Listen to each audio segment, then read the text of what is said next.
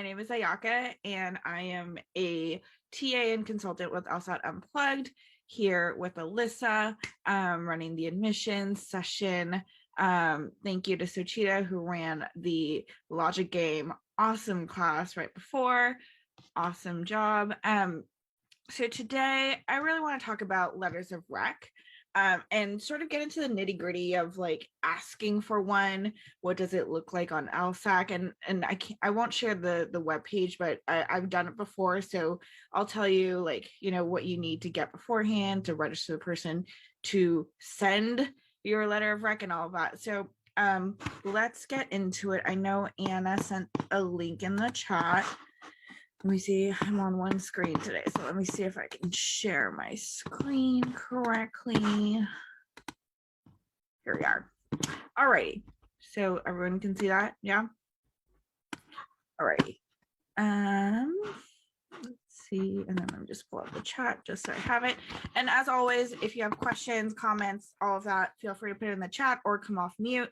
Happy to answer any questions. So, letters of rec. I think this is more than anything probably the easiest part of your application because you are not the one who's doing a lot of the writing here. And however, if you have anxiety in asking people for things or stuff like that, that may be a hurdle that you need to get over. But you know, this is something that you do need to ask someone else to do for you. So number one, what is a letter of recommendation? It's a professor, a professional, someone who has overseen your work or seen you work, and have them write a letter that tells the school a little bit about who you are, the great work that you've done academically or professionally. And these can be, these can touch on characters about you, but they're not character letters. So don't ask your friend to write one for you. Do not ask your family friend who is a lawyer to ask or to write one for you. These are really professional and academic letters of recommendation, so you really want to, and so be careful about who you ask, but we'll get into that a little bit here in a second. So the basics, right? The law schools that most commonly will ask for 2 to 4 letters of recommendation in your application. Some may ask for more, and some may ask for less, but you're kind of in that 2 to 4. If you have 4 in your pocket, it might not be the best idea to send all 4 sometimes, and it might not be the best idea to send only 2. That it just really depends on your application, but we're in that range of 2 to 4. And I know there are some schools out there who are like, if you are out from, academia for more than 3 years, you don't need one from an academic professor. I like to say have one, because many schools will ask for one from a professor, from someone who knows you academically. So just in case there's a school that you're applying to that requires one, I say have at least one in your back pocket. You might not use it, but have it. What's interesting, Ayaka, is that I know that like Columbia requires a professor. So there are schools that require a professor, but I've been coming across a lot more interviews lately where, say, like somebody has been out of school for many years. I've heard, and I think it just depends. So it always depends, reach out to the admissions. But something I learned along my journey that I was actually panicking about before was that if you've been out of school for a long time, they might understand if you don't have a letter from a professor. Like say you've been out of school for, I think I've heard the number 4+ years. Like me, I'm 29 years old.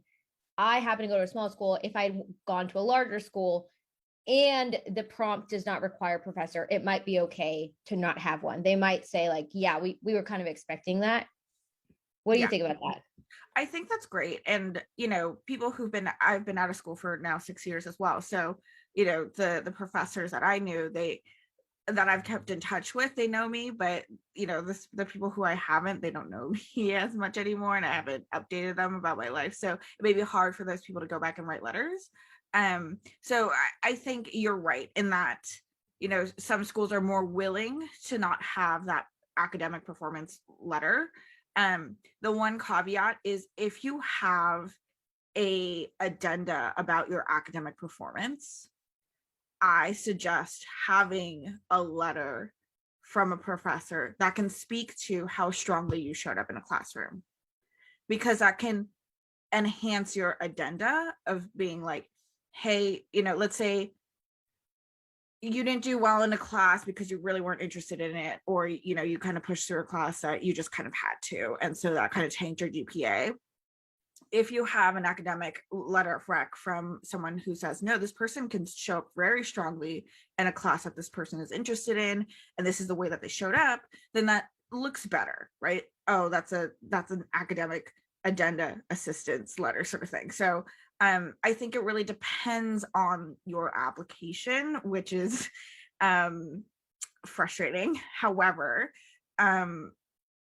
yes, there are times when you can't get a professor. If you're, let's say you're 20 years out of school, sometimes you can't get a hold of a professor that you worked with while you were an undergrad. That happens. So I would just ask admissions in that case. But yeah, it all depends. Does that make sense?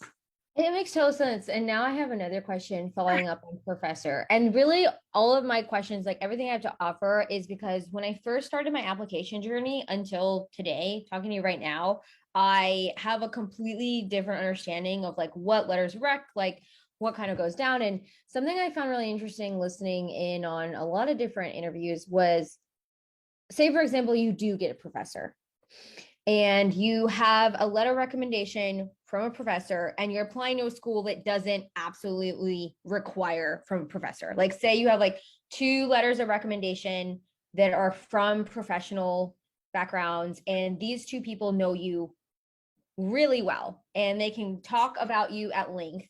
And then you have a letter from a professor, and the professor actually talks more about their own class. Like, my class is very rigorous. My class only has 1 test. My class is only passed by, I'm going to say crazy number, like 33%. It's not a good number at all, and this person passed.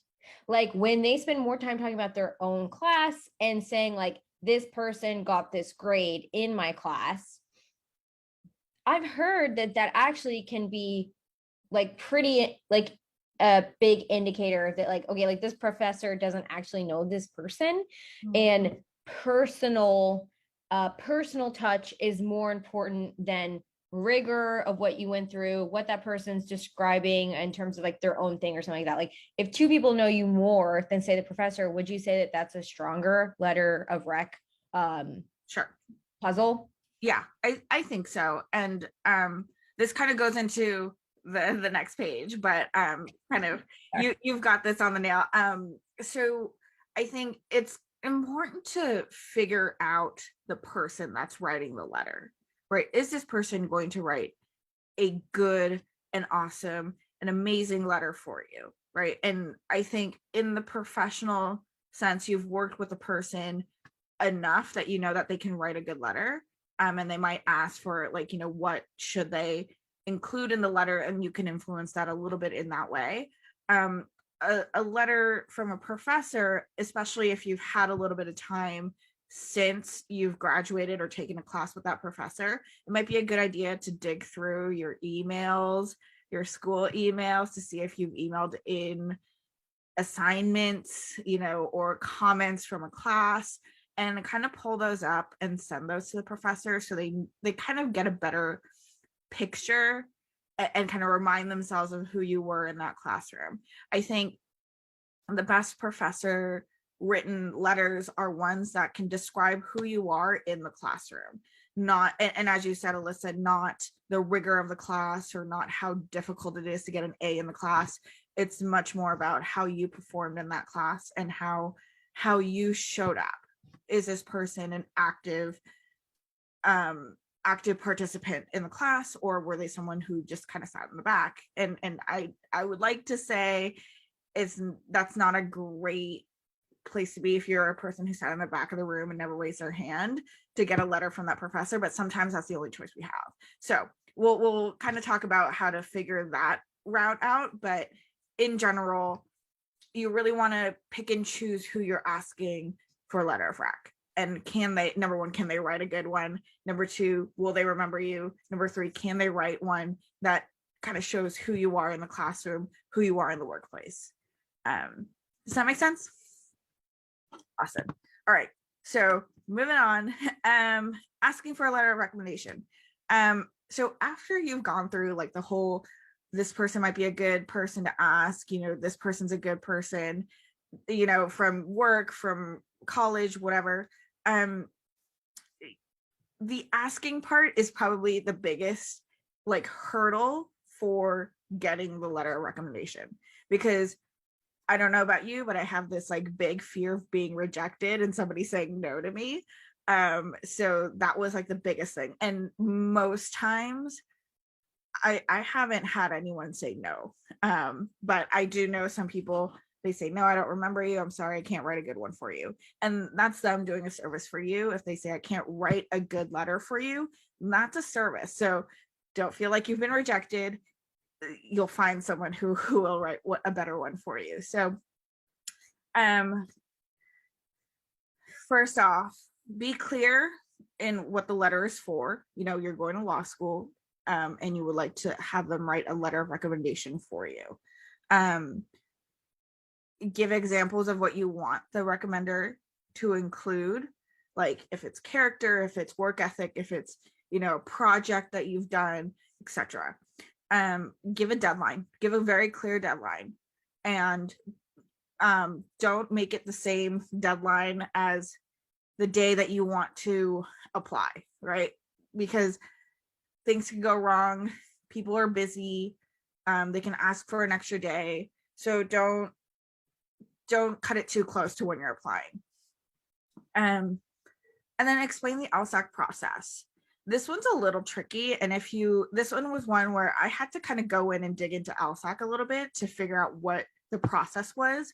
So essentially you register the person into your LSAC application, and you'll put their name, their contact information, their email, and I think they were like the title that you want to give their letter of recommendation.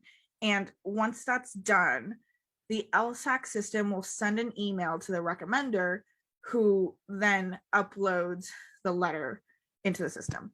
So you do want to explain that, and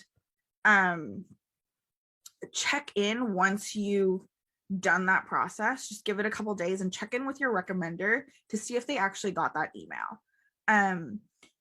Because many times once you send that email, you know, people will see it and then life goes on, right? And maybe it's a couple weeks before they are ready to upload a letter into the system. And so they'll forget that they've gotten the email. They forget where they put it. They can't find it in their inbox.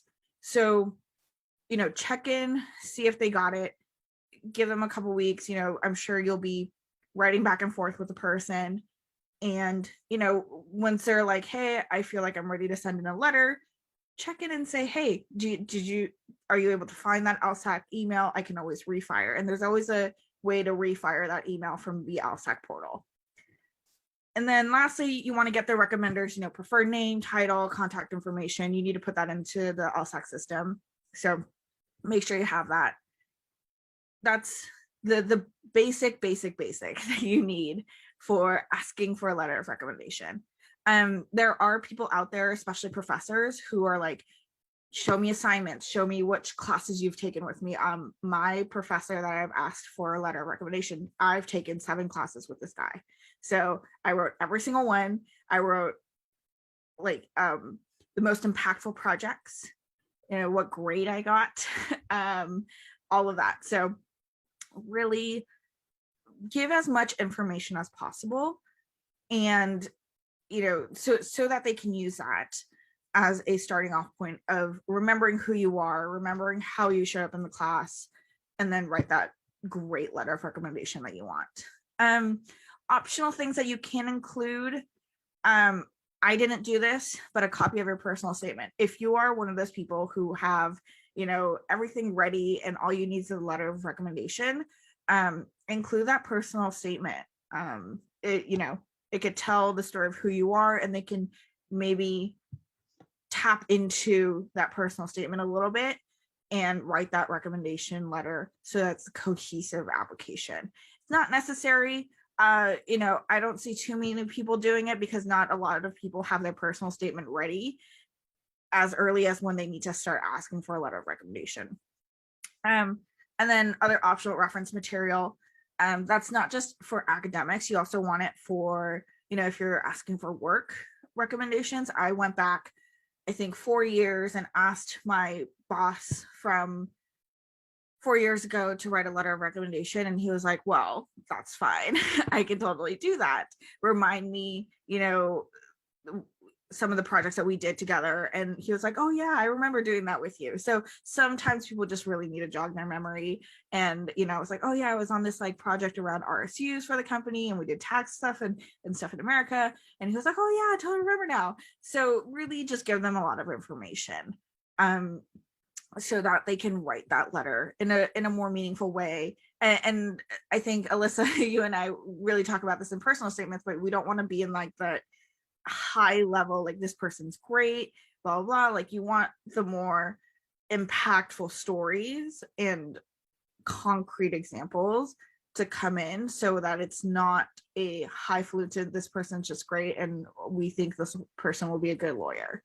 Like, you just made me think of something, Ayaka, that I've never really thought of it in this way. But like when you said like the high level, like I just got an image in my mind of like, this person's great, they got this grade, or like this person's fantastic to work with. Like instead of like high, airy kind of statements, like ground level, like get us on the ground with you. Like what did they do? How did they respond to stress? What accomplishments did they achieve in the face of like hardship, or how did they go above and beyond, or like general braininess, how are they in a team dynamic, like anything like that, like curiosity to learn, are they a really good learner? That's all.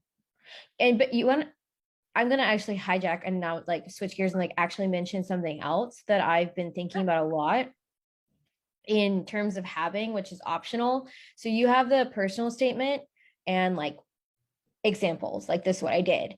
But something that's been helpful lately in asking for people to do things for me is having like a pitch for myself, like an elevator line, a pitch of why I am going to law school.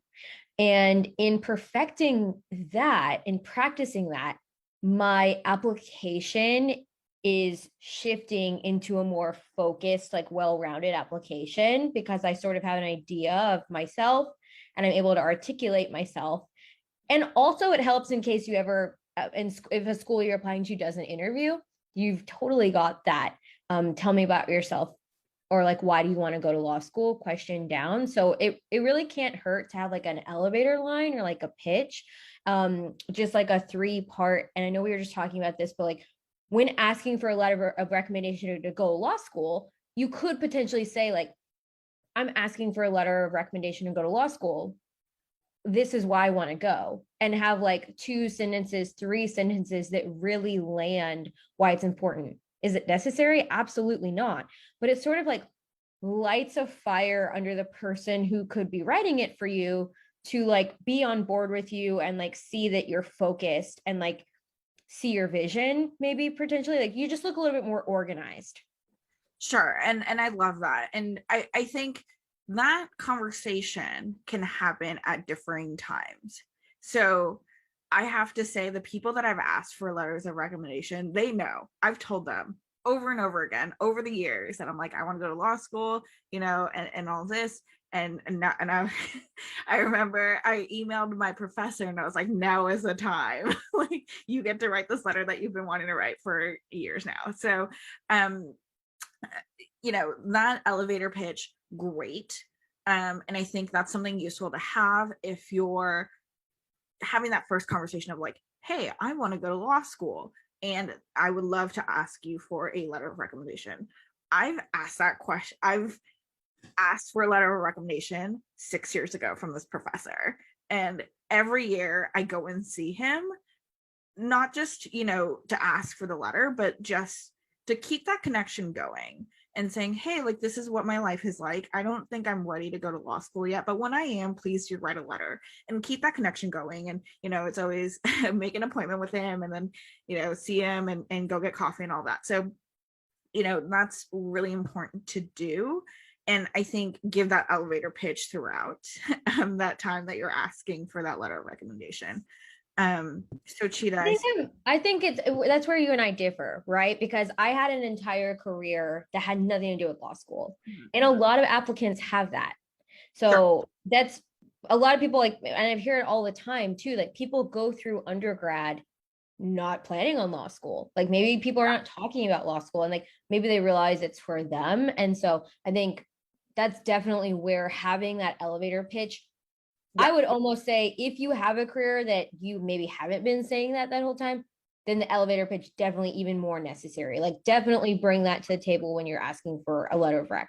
Yeah, absolutely. Absolutely. I agree. So Cheetah, I see your hand up. A question? No, not a question, just a comment. On Alyssa's point earlier too about like pitch, elevator pitch, and having that, like, you have helped me so much with like the drafting email. And like, and now that you mentioned and Ayaka, you also mentioned elevator pitch, like it could be like telling, asking your recommender through email, like why you want to go to law school. And if you ask for that Zoom meeting, right, during COVID, you can't meet in person. So even save that elevator pitch for the Zoom call. And then like you also brought up a great point, Ayaka, like meeting them often to kind of connect. Fun fact, like during the pandemic, the one professor that has given me my letter of recommendation, we would have a Zoom call where we just casual talk. And that's how we were able to like connect. And we literally would talk about the most random things, but also economics, because always, he's an economics professor, economics major. But anyway, just kind of keep that connection. And I mean, hopefully things are opening now, and I mean, more vaccination and stuff, maybe in person or still in Zoom, but that's really, really helpful. The elevator pitch and just keeping the connection. So I'm going to keep that in mind. I do mine. Yeah. And I think it's important to, if you haven't, I met my professor once a year because I was living abroad. So whenever I was here and on vacation or, I had a work trip or something like that, I would make time to see him. But make sure you get an appointment. I know when I went to go see the professor and I made an appointment, he was like, oh yeah, there's another guy who asked for a meeting, but he never made an appointment. So I'm not, I'm not inclined to make the time for him. He needs to find the time with me. People are busy, and it's also common courtesy to ask for the time. And if you have more time with the person to connect, that's all the better. But yeah, it's professional courtesy there. So I think it's great, so Cheetah, that you were able to cultivate a relationship where you can check in and kind of talk about not just the letter but also beyond and about your life and all that, which is awesome. Professional letters as well, you really want to connect with a person who's going to write a great letter for you, and also you have to formally ask them as well. Don't just be like, hey, write a letter for me, I'm going to law school, bye. Like that's not really what you want to be doing. Alyssa, I see your hand up. I have a hand up because I'm so interested in this conversation in terms of like, it seems to me like right now, like because there's only like us right now in this room, but there's like the Ayakas of the world who have been wanting to go to law school for a really long time, who were working abroad and they made appointments to see a professor like once a year and maybe are used to those sorts of like connections and that cadence.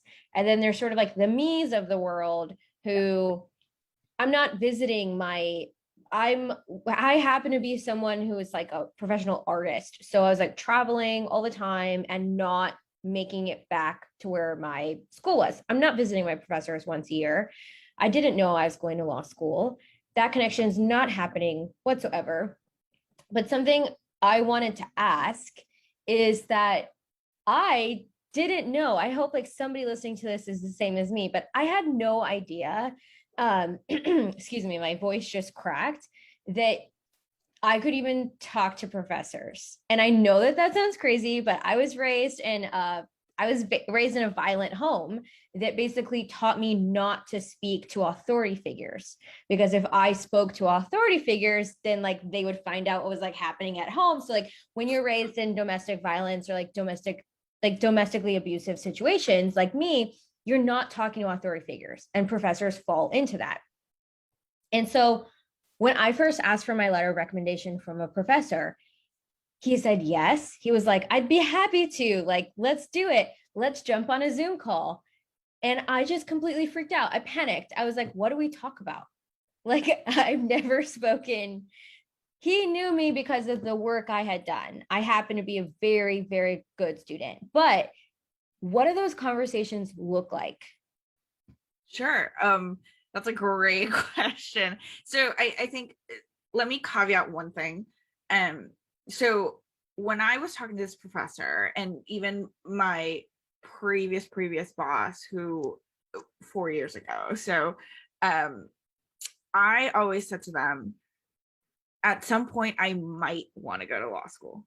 And in that case, I would love to get a recommendation from you. So it really wasn't, even graduating out of college, I was like, I don't know if I really want to go to law school. I don't know. I need to figure stuff out. I don't really know what part of law I want to go into, all of that. So the crisis happened. And so I put a pin in it and I said, hey, if I ever need a letter of recommendation, I'm going to want it from you. So please remember me. And he was like, yes, of course, I'm not going to forget about you. It's like all of that. So that's one thing. And that's one way to, if you are not planning to apply to law school right away, apply to, any sort of school right away, that's a great way to put a pin in it and say, I will reach out to you in the future for some sort of letter. And don't let that conversation end there. Continue to check in. As Alyssa, you pointed out, there are people who've never thought about going to law school, who didn't think they were going to go to any sort of school. And so either they didn't make the connections with the professor, or they just didn't have a conversation about letters until years and years after, which not a crime at all. And I think that happens a lot more than we think. In that case, part of it is picking that conversation up. And I would love to ask you, Alyssa, what that initial conversation looked like, and the anxiety level that comes with that, because I understand there's a lot of personal stuff in that, but kind of picking up that conversation, even for me to check in back with my professor every 6 months or every couple months, is almost anxiety for me. I'm like, oh, hey, do you remember me? He's like, of course I remember you. But and I don't know about you, but I have a lot of anxiety around like picking up conversations with people. So I mean, absolutely. Yeah. That's like 100 bazillion%. I'm extroverted. I really enjoy meeting other people and talking with other people. But in this case, like, I feel like my feet just started to sweat, like just thinking about it. Like, I thought he was just like scheduling an interview with me to see if he was really going to go through with it. And like anyone listening to this, please don't enter that conversation thinking that. That's not a good way to enter any conversation.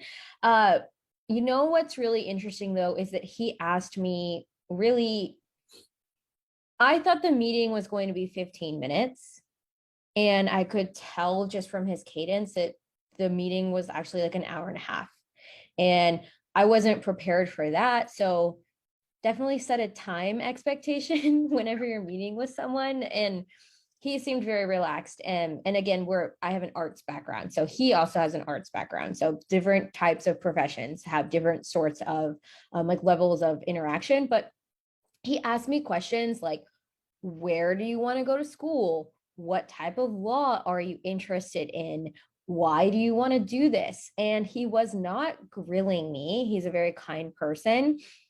But those are sorts of questions that I would absolutely, that's why I keep bringing in having the elevator pitch, because there's the Ayakas of the world who have all those questions answered. And then there's other people and other applicants where you know that it's a good fit for you. You know that you want to go to law school, but articulating those questions, maybe you haven't been thinking about them for 10 years.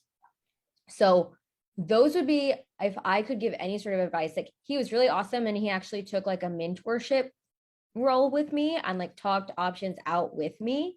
But absolutely, if I could give advice to anyone before they ask someone for a letter of recommendation, I know that I almost, I don't want to say I jumped the gun because it's fine timing, but I wanted to give them a lot of time. So the minute I knew I wanted to go to law school, I asked for my letters of rec. What I wish I could go back and tell myself was just have simple answers to that question. Like, why do I want to go? Exactly what kind of law am I looking into? Why am I looking into that law? Like, what schools I want to apply to? Why do I want to apply there? I had rough answers to that, but if I had advice for anyone, I'd like have those things answered because those are probably what the person writing the letter is going to ask you. Yeah. And that's what the other person, I have two professors. That's what the other professor asked me as well. Why do you want to go to law school? And I gave her an answer, and she was like, she's also a mentor, and she said, okay, yeah, but why do you really want to go to law school? And having those answers clear, having an elevator pitch, and I wrote it in the chat, but I know that when these videos are published, the chat does not get published. So what you should have in your back pocket is like background experience, that moment that made you go aha. Like there's usually a moment. If you can't pin down a moment, try not to say like everything in my life made me want to go to law school. Just try to have a moment where you're like, this is the moment I knew I needed to go. And then talk about like what you've done, background, professional experience. Maybe like, did you take a job organizing something? Did you do something else? Like anything. It could be anything. Like for me, I started delivering pizzas because I knew as soon as I wanted to go to law school, I needed to pay off credit card debt. Like, any action that I took to help me get to the place that shows that I'm really serious about this and why you feel law education would benefit your future goals. So what's your aha moment? What have you done and what are you doing to get you there? And why do you need a law school education to like, what goals do you have? Why do you need that law school? If you can articulate those three things, then it's time for like you to ask someone to write a letter for you. Yeah, absolutely. And I think that's great. And I think that's a great starting off point for your initial conversation with your letter of rec writer, your recommender, I guess. And to be honest, I think this is totally valid, and I love this, and I wish I had this when I first asked for my letter of rec. I don't think any of my recommenders asked. Like they just knew that I wanted to go to law school. So it really, this is an example of like, it really depends on the applicant, right? In your application. I've said this for now 6 years. I'm like, I think I want to go to law school. I don't know, but I think I do. You're going to be a recommender in that case, and they know it. And, it's been years of conversation. So they know me. I don't need to explicitly tell them. Yes, but you want to, as Alyssa said in the chat, you want to be prepared if they ask. But yes, all of that. And I think that can also be in your initial email if you ask. I've emailed 2 people out of the 3 recommenders I have. 2 people I emailed and said, these are the things I'm looking for in a letter. Is this something that you can do? And kind of wrote in, all these things that, I've done during my time at the job. All of that. The professor had a form he had, and he was like, you need to ask me 8 weeks out and then check in with me 3 weeks out. And I was like, all right, he has a process. So, there's people who are really used to writing letters of rec, and there's people who are not used to writing letters of rec. So, be flexible in that way. As Alyssa says, be ready to answer the why law school, what led you to that moment. And kind of begin the conversation. And to go back, probably 5-10 minutes ago to Alyssa, your original question of what happens in those conversations, after that initial ask, it's really a check-in for me. So it's like, hey, how's it going? What's going on in their life? What's going on in my life? I think the trajectory to law school is this. If you think it's still a couple of years out, I think it's still great to check in with your recommender, the person that you want recommending you, because you don't want them to see just a snapshot in time. You want them to see a progression. So, I worked with you on X, Y, and Z. I am now here at this company and I'm doing this. And these things that I learned from you are showing up in these ways, these interesting ways. And, I really want to continue the work. So I think it's good to have that connection and continue the progression. And then, when 6 months out, I say give them the warning 6 months out from when you plan to apply, to say, hey, I'm going to apply this cycle. I will give you more details, but this is the day that I would like to apply.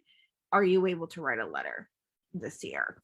You want to know something else about the 6 months? Sorry, I'm just like, no, go ahead. Had like chatty vitamins or something. You and I have talked about this before, Ayaka, where the 6 months out, if you're thinking I'm going to apply,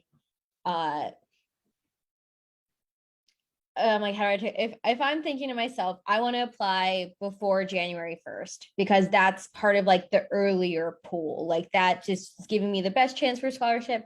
And I'm thinking, okay, 6 months out, and I'm going to get my application in before January 1st. And I write to my recommenders, like say June, I want to get this in.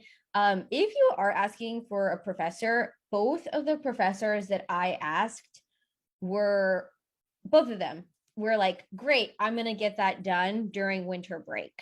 So they saw the winter break as an opportunity to like finish up all of their duties and then focus on the letter of recommendation. So also keep that in mind. I'm not saying that that's how that would be illogical, right? If I said that that's how every professor is going to respond. But if you're thinking to yourself that you want to apply in the spring, I would recommend that you write to your professors in November or December, and not January 1st, because then January 1st, they are starting their new cycle if they are on a semester basis. And then they have to take care of your letter within that cycle. So I don't know, just think about the winter break and how maybe they're the kind of person that wants to write it over Thanksgiving. Maybe they're the kind of person, American Thanksgiving. Maybe they're the kind of person that wants to write it over a winter break. So take the cycles of school into consideration if you're asking a professor. Not a big deal, but just my 2 cents. Yeah, and so Chita, I see your question about asking them to resubmit. I think if they date their letters, you are going to want them to resubmit.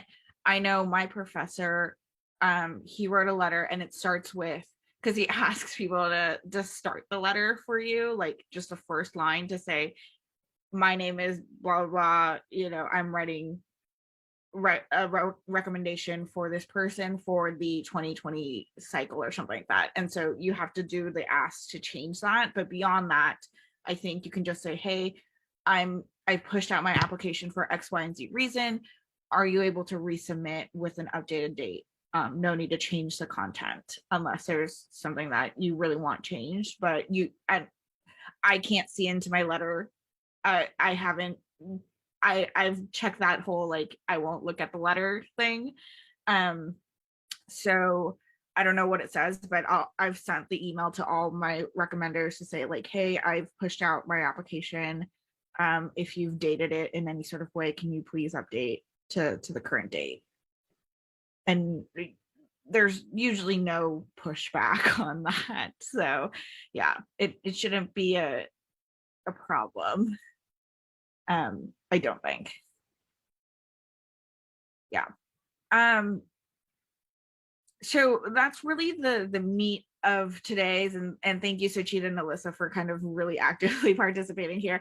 I loved all the input and questions. Really just be very careful about choosing who you're getting the letter from. If you are still in school and don't know if you want to apply right away, keep those connections going. And be able to kind of set yourself up for success and being able to pick that conversation up with a professor, advisor, whatever. And I love the elevator pitch from Alyssa. Have those answers in your head before going into a conversation, because they may very well ask. Yeah, so and you can find the actual instructions to how to get a letter of rec submitted in LSAC. So, I'm not going to go into detail here, but the instructions are there. So please take a look. Yeah. I have another, it sounds like you're wrapping up, but something that happened to me, and I just want to like, if anybody else is listening to this, like kind of just like cover bases that at least happened to me, an individual, because surely they're going to happen to someone else. So I'm not LSAC, so call LSAC for all these details, but say like, what's the difference between if you have someone and they say, what school do I write it to? And you might say, oh, I'm going to submit the one letter to all of the schools that I'm applying to, which is possible. And that person's going to address it to whom it may concern, just to all schools. And it goes into a portal to all schools.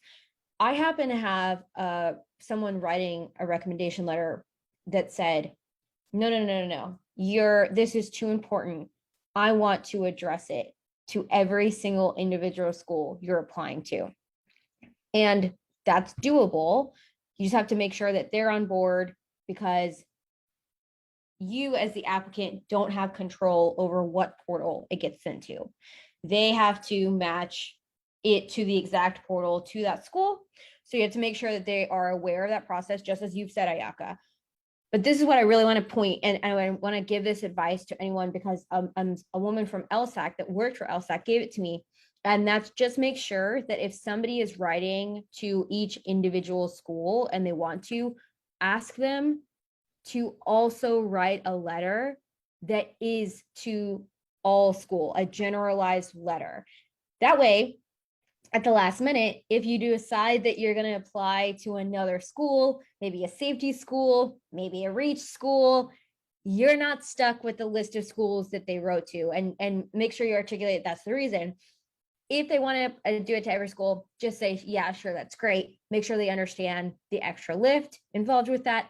And then also ask them at the end of the day, always ask anyone for a generalized letter to all schools, just in case you just never know. You might go to apply to a school that you weren't thinking of last minute. That's great advice. And I think, I mean, the other part to that is not everyone knows the list of schools they're applying to as they've asked for the letter of rec. As I said, I think 6 months out is a great point to start asking. And at that point, I mean, I still don't know the list of schools I'm applying to. I'm still researching. The more I listen to the interviews that we're doing recently, and going back into the archives that Steve has put up on YouTube, it's like the more options that I'm seeing. And so I'm like, yeah, at first it was like 3-4 schools. Now it's a list of 15, right? And that can get bigger, that can get smaller. And so Suchita put a great point in the chat, is like, you have to respect people's time, right? And it's really hard to be like, oh, I was going to apply to these 15 schools. Actually, no, I'm going to apply to 10. I'm going to actually apply to 20. Like, kind of doing that back and forth. It's a little, from a professional standpoint, I've been working for 6 years, and, people here, Alyssa, Suchita, you guys know, it's a little ridiculous if you're going back and forth on an ask. The ask needs to be clear in the beginning, and it's okay for things to change, but just, it's, you want to keep it flexible. So I do love the idea of having a general letter. Right. Just ask them for a general letter. Say, sure, absolutely. This is the list of schools. Yeah. And then just say, can you also do a generalized letter? That way you limit like the back and forth, or you just never know. What about this? Like, a frequently asked question is, what if I have somebody who's an alumni at the school? Does that give me a better chance?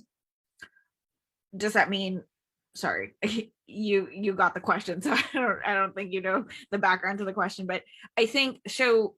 If you have not worked professionally with an alumni, like, let's say, you're saying that them just being an alumni alone doesn't give you a better chance. No, absolutely not. I think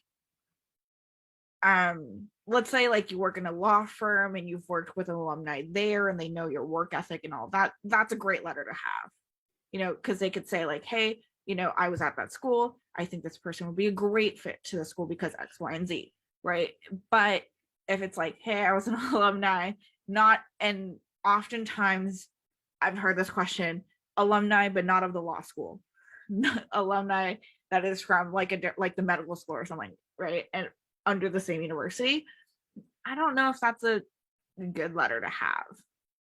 I think the better relationship, and I bring it up because I was just speaking to someone this week that had said to me, don't worry about it, they're an alumni. I made sure they said that they're an alumni. And I was like, well, that's not a good way to look at it. So if somebody's in the course, I want them to know. I think the better relationship to prioritize is how well they know you. Like bottom line, it's more important how well this person knows you than what their status is. That's it. Absolutely. If their status outweighs how well they can speak personally and directly about you, I would rethink it. Just prioritize that relationship to you. Yeah, absolutely. I think you're 100% right there. So I've also heard, I don't just like on one tonight, but I've also heard too, that people talk about like wait list. Okay, it's no secret that there's a rise in applications. The stay-at-home orders made people reflect and also give them time. That means a lot of the law school applications are happening. So there's a rise in applications. And I've heard from admissions officers, like if it comes down to two applicants that are similar, the letter of recommendation can push someone into that acceptance pool. I've heard it.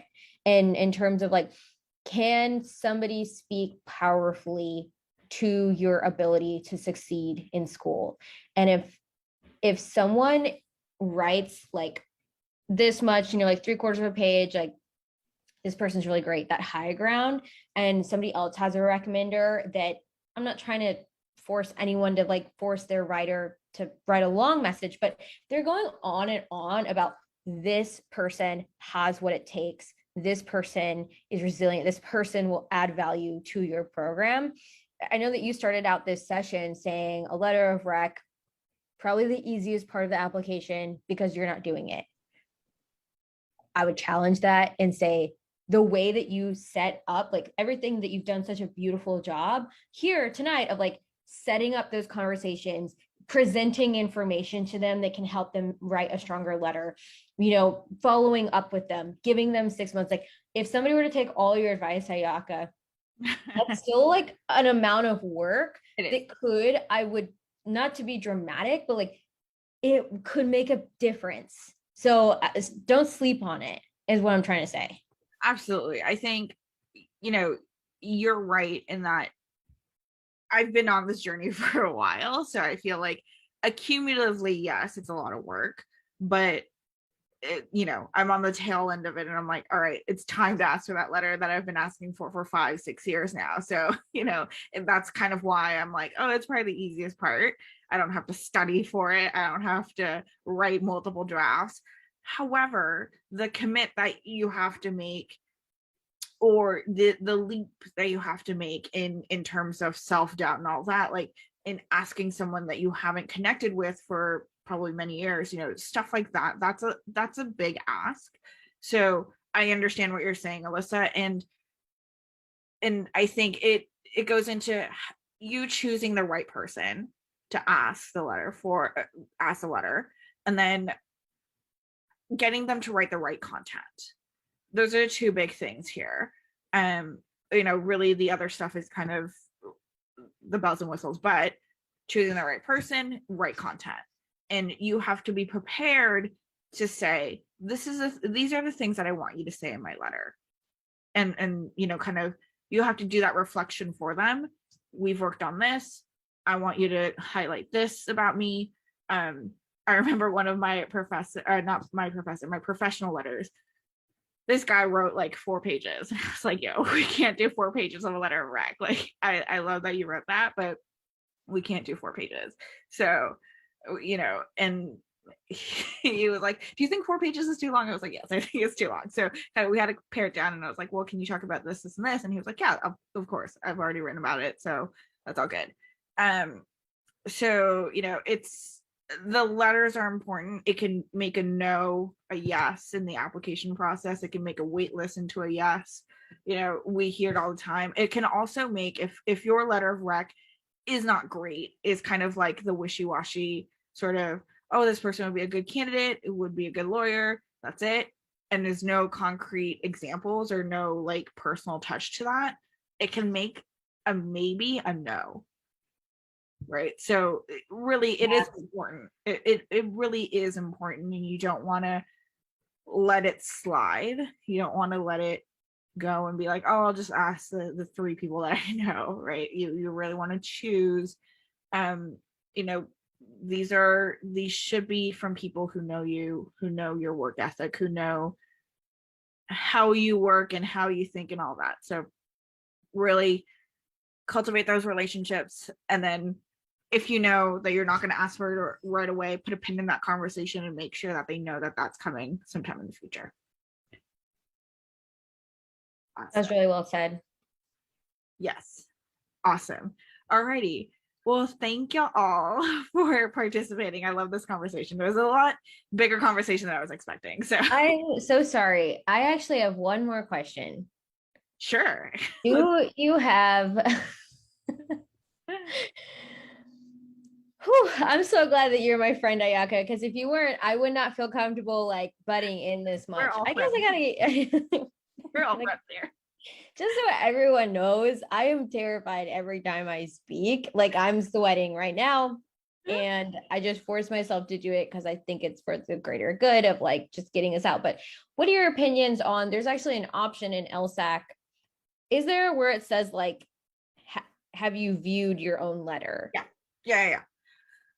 I say don't do it. It's not great. And you can get a sense, and I'm sorry if I am like out of touch, but I think I can get a good sense of what's being written in the letter.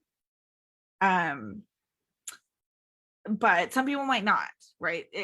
And especially, I can understand this, especially if you're kind of coming out and saying, hey, like, I'm newly interested in law school, I need a letter, so I'm going back to a professor. That can be really hard to read in terms of like what this person might say.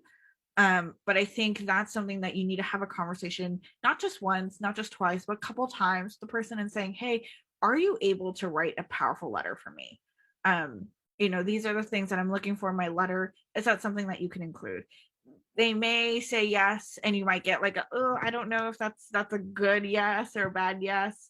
And they may say no. So kind of take that as you will. But by the time the person is actually writing the letter, I hope you have a good sense of what they're going to write. And you should have a good sense of what they're going to write and how that's going to come off.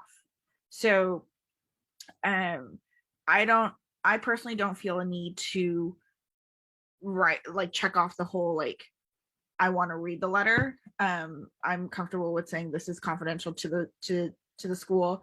And after your application, after you get in somewhere, you are able to see those letters after. So you might find out that someone didn't write a great recommendation letter for you, maybe. But I do know that my professor specifically asked if I was going to check that off, because he was like, well, in that case, if you are going to read the letter before you send it to the school, I have to think about 2 perspectives when writing. And I was like, no, don't worry about it, I'm not going to look at it. And he was like, okay, great.